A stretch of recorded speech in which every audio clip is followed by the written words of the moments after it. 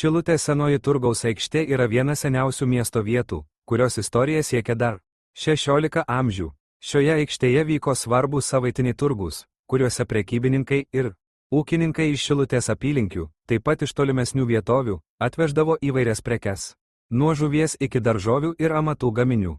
Turgus buvo ne tik prekybos centras, bet ir svarbi bendruomenės susibūrimo vieta, kur žmonės dalijosi naujienomis, rengėsi šventėms bei šventės svarbias datas. Šalia aikštės veikė ir pirmoji Šilutės karčema, kuri dar labiau skatino miesto gyvenimo vystimasi. Iki XXA vidurio ši aikštė buvo pagrindinė miesto centrinė erdvė, kur vyko ne tik prekyba, bet ir kultūriniai renginiai.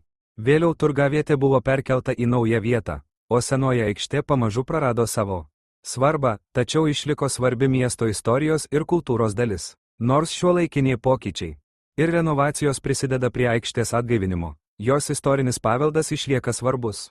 Priminimas apie Šilutės praeitį.